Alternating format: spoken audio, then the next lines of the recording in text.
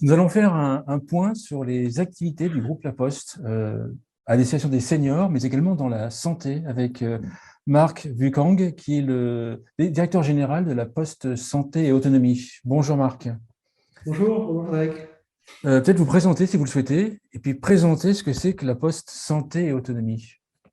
Bon, Marc Ducang, j'exerce ces fonctions depuis maintenant plus de 6 ans, voilà, en tant que directeur général de cette entité. Et notre objectif, c'est premièrement de nous diversifier, c'est-à-dire, comme vous le connaissez, il y a la décroissance du courrier, et donc c'est de retrouver des activités pérennes et qui ont du sens au sein de la société. Et donc, la santé est apparue, ainsi que l'autonomie sont apparus tout naturellement pour développer ces activités.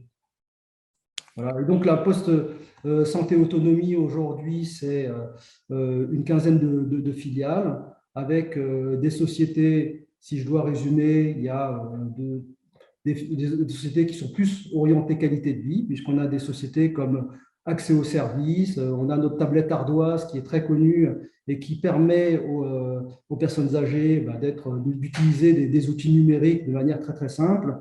On a également Âge d'or service qui là est plus en soutien de l'autonomie. On a également des sociétés comme iSkill et ZBEAC, c'est des conciergeries d'entreprise qui viennent encore une fois apporter cette qualité de vie. On a des sociétés comme El Confort qui réalisent des travaux à domicile, pour le domicile, etc.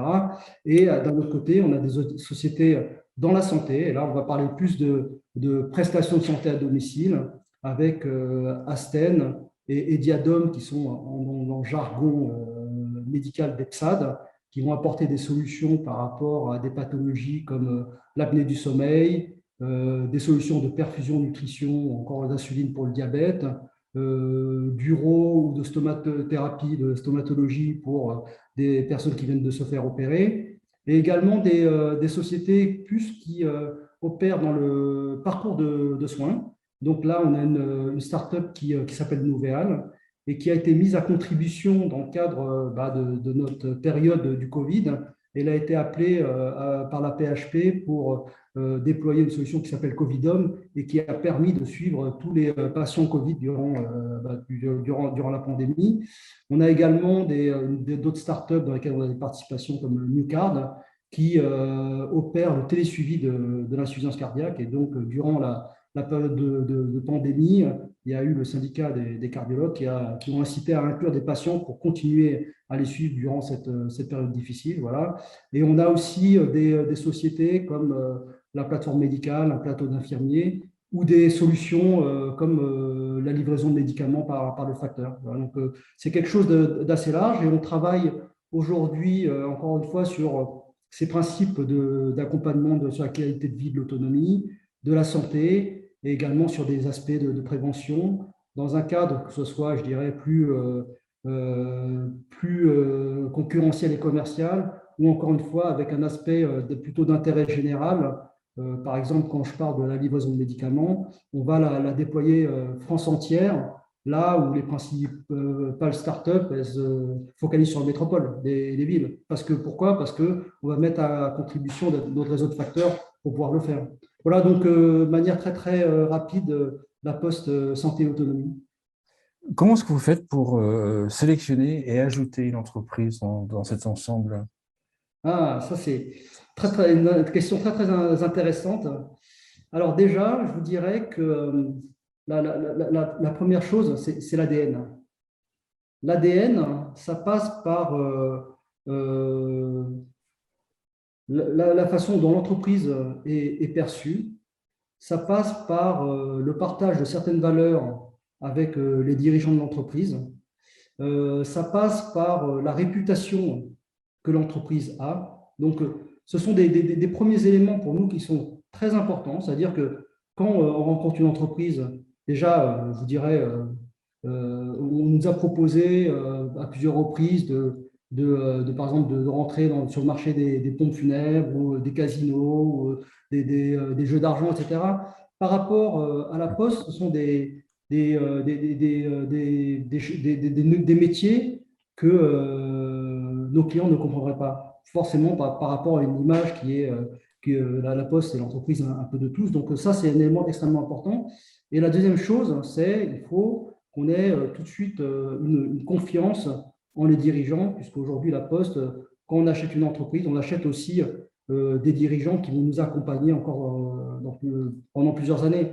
Et on a des très bons exemples, puisque aujourd'hui, quand on prend Axéo aujourd'hui, c'est l'entreprise de la Poste, et Julien Moineau, son fondateur, reste parmi nous pour nous accompagner sur d'autres projets. Donc voilà, c'est quelque part, on estime que l'acquisition est réussie lorsqu'on a continué à partager des valeurs et quand on a continué à se développer avec un maximum de symbiose, même si on sait que ce n'est jamais facile. C'est vous qui faites de la veille pour les trouver ou on vous sollicite? Alors, au départ, on n'était pas connus. Donc, effectivement, on ne savait pas que la Poste, imaginez, revenez 6 ans en arrière, la Poste, personne ne savait qu'elle allait rentrer sur certains marchés de la santé. Les startups, forcément, si vous aujourd'hui à la French Care, il y a tous ces organismes qui permettent de suivre les startups. Donc, au départ, on y va, on y va par nos propres moyens. Et au fur et à mesure, maintenant, c'est sûr qu'une fois que vous avez fait opérer par des réseaux de banques d'affaires ou autres, ils viennent spontanément aussi vous proposer des sociétés. Voilà. Et est-ce que vous recherchez aussi une synergie avec les facteurs, avec les réseaux de Ah, facteurs, ou oui. ça peut être parallèle? Oui, alors ce qui est important, alors je reviens juste sur le point précédent. Effectivement, on va quand même toujours chercher, on a bien sûr une roadmap, on va toujours chercher la cohérence des activités les unes par rapport aux autres avec une vision qui est synergique. Voilà, donc ça, c'est. Voilà. Et donc, pour les facteurs, effectivement, moi, je suis parmi ceux qui pensent qu'il faut tout d'abord acquérir une compétence dans un domaine. Et je sais qu'aujourd'hui, l'histoire nous l'a montré, l'APSA, des acquisitions dans la santé nous ont énormément fait progresser en matière d'expertise. J'ai moi-même recruté un directeur médical, c'est la première chose qu'on a faite. On a embauché des responsables qui venaient du secteur de la santé. Et donc, au fur et à mesure, maintenant que nous sommes installés avec ces activités, nous avons déjà commencé il y a un moment, à irriguer ou trouver de nouvelles activités aux facteurs. Et effectivement, si je vous donne un exemple simple, la livraison de médicaments, c'est un service qui avait été proposé déjà il y a 5-6 ans, mais qui avait été proposé aux pharmaciens, qui n'a pas forcément très accroché. Et aujourd'hui, c'est revenu, mais avec une expertise santé complètement différente, avec une approche parcours de soins. Et donc, on repropose ce service. Et là, on a beaucoup de demandes. Les groupements de pharmacie viennent vers nous. On est référencé au sein de mon espace santé. Voilà. Donc, et on fait partie des cas d'usage qui vont être illustrés à côté de Doctolib pour vraiment matérialiser les exemples pour les Français. Voilà. Sur la prévention, en fait, en préparant, vous avez aussi un axe, vous voyez le facteur comme un des acteurs de la prévention, parce qu'on contacte des personnes. Oui, tout à fait. Alors, parce que aujourd'hui, notre système aujourd'hui de santé, c'est une force du système français. C'est pour ça qu'on a une espérance de vie qui est très, très élevée. On a un système qui est curatif. Voilà. Donc, on a un système curatif, mais à l'opposé des pays nordiques, eux, ils ont un système qui est plus préventif. C'est-à-dire qu'ils vont prévenir plutôt que guérir, entre guillemets. Et donc, c'est un élément qui est extrêmement important parce que de plus en plus, la Cour des comptes, il y a différents organismes qui soulèvent cette question.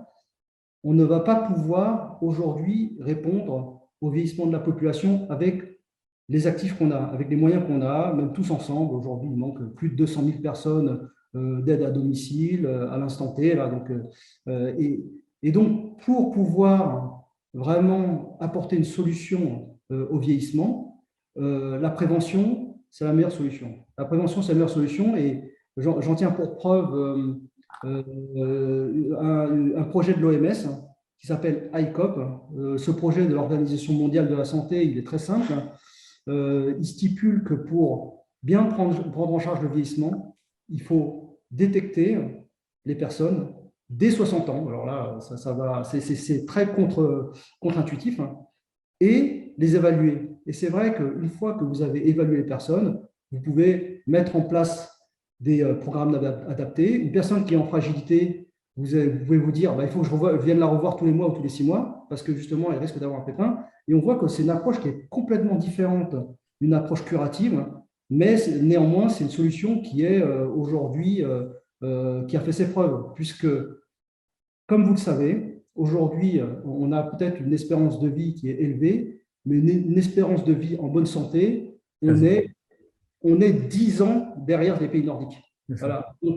Donc, si on peut dépenser moins et être en meilleure santé, voilà. Et le facteur peut jouer un rôle clé, hein, parce que le facteur, ben, c'est l'agent qui est au contact de toutes les populations, qui va pouvoir repérer les fragilités. Le facteur, alors bien sûr, il faut distinguer les métropoles du rural, mais le facteur, c'est, sans être l'image d'Épinal, c'est la personne qui compte et qui s'occupe des personnes âgées, qui va signaler lorsque les choses ne vont pas. Et donc, le facteur est vraiment un agent potentiel de prévention très importante. Et d'ailleurs, on a mené cette expérimentation ICOP avec le Gérontopole de Toulouse. Et il y a eu un plébiscite du Gérontopole. Enfin, les résultats ont été très, très concluants. Le corps social a été très content parce que le facteur, il est investi d'une mission de service public et s'il peut rendre service à la population, bah, c'est complètement en ligne avec sa mission. Voilà. Donc, c'est pour ça qu'effectivement, le facteur, on le voit vraiment comme un acteur qui peut être en soutien des politiques publiques. J'imagine qu'il y a un équilibre à trouver, parce qu'on ne peut pas trop charger le facteur en temps, sinon sa tournée va totalement exploser. Et il faut un équilibre au niveau de la charge, entre guillemets, du facteur. Vous avez tout à fait raison. Aujourd'hui, le facteur, je prends souvent cet exemple. J'avais une amie qui vivait à Londres et elle me disait, la poste, comme une lettre à la poste, on peut le dire en France. Quand vous habitez en Écosse ou en Angleterre, vous ne recevez jamais votre courrier. Ça, c'est en contrepartie d'une organisation industrielle très poussée et très pointue. Et effectivement, entre la distribution de courrier et entre la fourniture de nouveaux services, il y a effectivement un équilibre à trouver. Donc, le facteur aujourd'hui, on peut lui faire opérer des tâches qu'on peut qualifier de simples, hein, d'information, de questionnement dans le cadre par exemple, de programmes pour différents organismes. Mais effectivement, une action plus importante du facteur nécessitera probablement d'avoir peut-être un réseau dédié sur des nouveaux métiers. Alors, tout ça, bien sûr, n'est pas du tout stabilisé, mais nous menons beaucoup d'expérimentations sur divers aspects, mais aujourd'hui, elles sont toutes très, très concluantes d'un point de vue apport et qualité apporté à la population ou à nos clients, quoi. Quand vous explorez une nouvelle solution avec les facteurs ou autres sur un territoire, par exemple Toulouse, l'expérimentation, après, comment est-ce que vous la faites d'abord sur un territoire et après vous allez la généraliser directement sur l'ensemble de la France, par territoire, comment ça se passe? Alors là, c'est un cas particulier parce que c'est un programme aussi qui est géré par le ministère de la Santé. Et donc aujourd'hui, ce programme, alors pour ce programme ICOP qui a été lancé par Toulouse, sur la région de Toulouse, ce qu'il faut savoir, c'est que la France, avec Toulouse, a été le pilote pour l'Europe avec l'Espagne. Voilà, donc ça, c'est juste en aparté. Et dans le programme, il y a déjà eu un appel à manifestation d'intérêt qui a été présenté à l'ensemble du territoire. Et chaque territoire a répondu avec des CHU, avec des consortiums ou autres. Mais à ce stade, il n'y a pas encore de généralisation parce qu'il faudra attendre ces expérimentations pour être généralisées. Donc, pour répondre à votre question, effectivement, nous, on met d'abord, par rapport à une solution qu'on pourrait déployer au niveau national, des expérimentations locales. Et effectivement, quand elles s'avèrent voilà, fructueuse, on déploie. Voilà, si ce n'est pas le cas, effectivement, on apporte quelques ajustements. On essaye en général d'avoir 2 territoires pour justement contrebalancer parfois les spécificités de chacun d'entre eux. Et si on prend un peu la réflexion, une fois que là, vous avez plusieurs filiales, par exemple, Axéo et l'agence service, Veiller sur mes parents à Ardoise, est-ce que tout ça, au bout d'un moment, on va dire, ça va travailler en rebond? C'est-à-dire, en fait, Alors, dans les agences de l'agence service, il pourrait y avoir l'Ardoise, la tablette alors oui, Ardoise ou... alors, ce qui est ça, c'est vrai que au niveau un peu macro, on ne le voit pas. Alors, la première chose, c'est qu'effectivement, la première responsabilité que nous avons eue, c'était d'intégrer et de bien piloter les filiales. Voilà, parce qu'effectivement, le processus d'intégration est jamais simple et il ne faut pas tout faire en même temps. Donc, et effectivement, aujourd'hui, on a plein de projets qui sont très, très porteurs de synergie des entités les unes avec les autres. Je vous donne un exemple. Aujourd'hui, alors, nous, la Poste Santé Autonomie, on est aussi en charge de la coordination des offres santé pour le groupe. Et par exemple, un sujet très simple comme les services à domicile en sortie d'hospice ou au retour à domicile, on a tout un tas de filiales qui peuvent constituer ce bouquet de services, le portage de repas, le portage de médicaments, les services à domicile avec AGO, ASDOR, la coordination par domicile qui a également un réseau d'ergothérapeutes, etc., etc. Et donc, aujourd'hui, sur toutes ces activités, il y a des synergies qui commencent à se mettre en œuvre. Au niveau national aussi, on a des services de logistique en température dirigée. Donc, ça, c'est Chronopost Healthcare. Et vous voyez, on répond aujourd'hui à des appels d'offres entre notre filiale Asten, Chronopost Healthcare.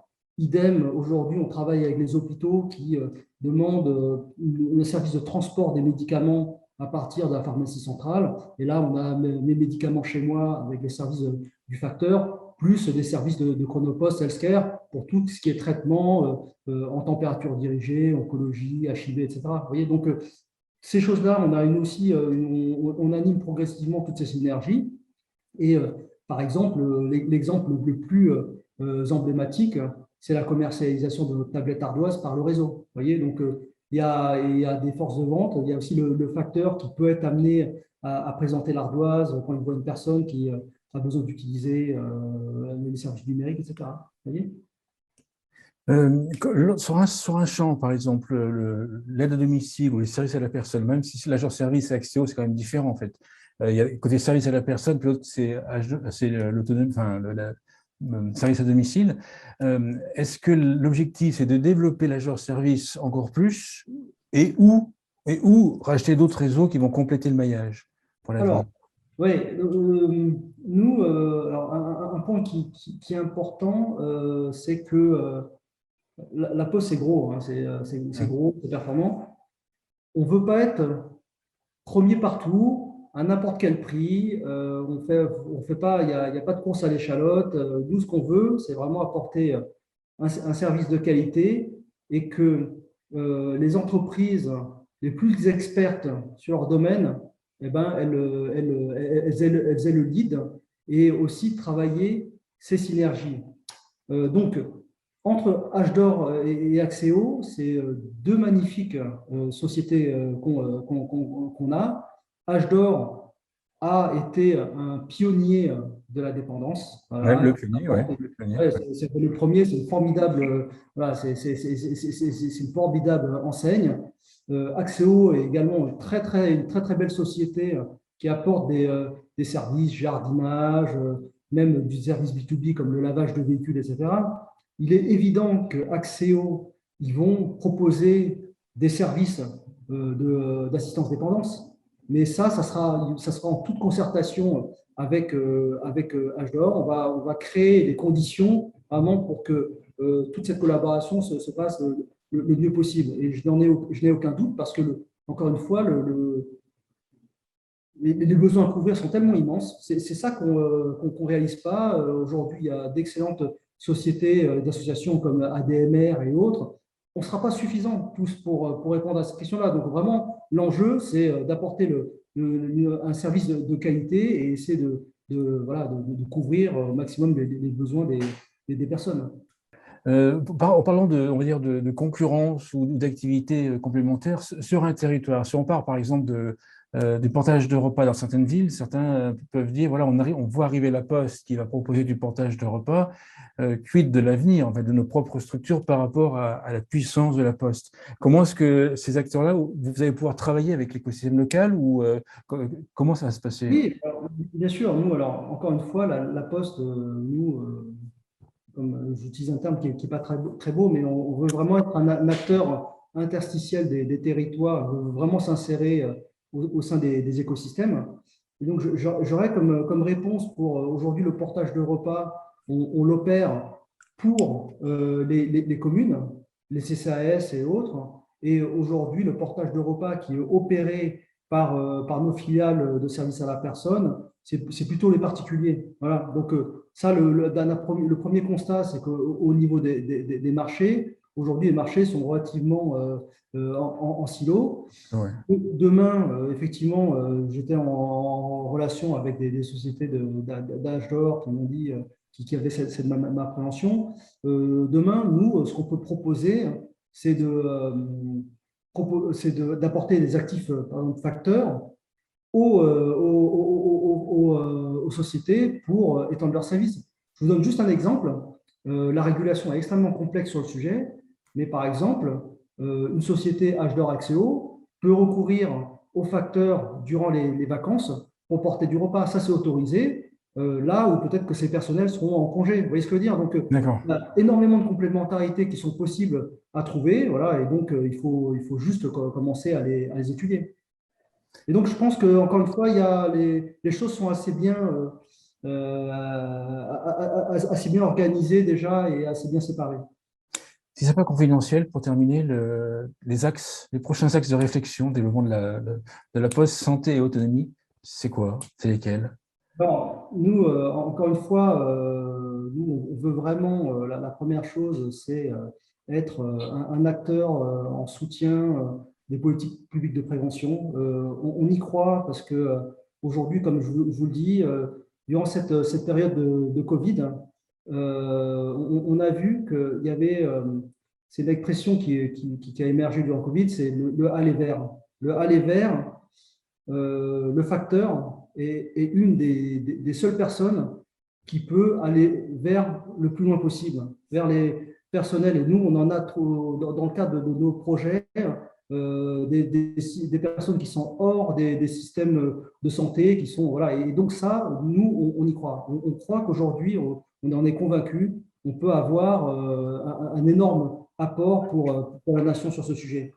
Sur les autres domaines, il y a le développement du parcours de soins. C'est un élément qui est extrêmement important parce qu'on voit qu'aujourd'hui, il peut y avoir énormément d'optimisation en apportant des solutions simples. Et donc, on souhaite accompagner tout ce parcours de soins, être des acteurs d'accompagnement et de soutien des professionnels des hôpitaux et de villes pour vraiment apporter ce soin et accompagner cette coordination dont tout le monde parle. Hein, c'est un sujet qui est central entre le médico-social et le sanitaire, ça a toujours été relativement disjoint. Et enfin, apporter vraiment aussi un soutien, des solutions pour que les personnes puissent vieillir chez elles. C'est leur souhait, hein, vous savez que c'est le souhait de tous les Français de vieillir chez elles dans des meilleures conditions, avec toute la qualité de vie qu'on peut leur apporter au travers d'ardoises, de nos filiales voilà, de conciergerie et autres. Voilà, donc, voilà, c'est vraiment notre ambition. On est un acteur, comme l'a dit Philippe Val, nous, quand on rentre dans un secteur, voilà, on existe depuis, je ne sais pas, Louis XI, je crois, donc depuis le XVe siècle, et quand on rentre dans un secteur, c'est pas pour 10 ans ou 20 ans, c'est pour une durée voilà, très, très, très, très longue, voire, voilà, donc on veut vraiment essayer d'avoir un impact et apporter le maximum, voilà, que ce soit à la population ou encore à la société. Une conclusion à l'émission? Ah, bah, je suis ravi d'avoir pu partager avec vous tous ces éléments-là. Voilà, et j'espère que dans le cadre de la prochaine mandature, on va vraiment s'attaquer à ces questions qui sont extrêmement importantes de prévention avec ces sujets. Alors, il y a la prévention, et après, on sait aussi, il y a le développement durable, etc. Donc voilà, j'espère avec vous qu'on va vraiment attaquer les choses au fond des problèmes. Super, merci Marc. Marc Vucang, je rappelle que vous êtes directeur général de la Poste Santé et Autonomie. Merci beaucoup. Merci Frédéric.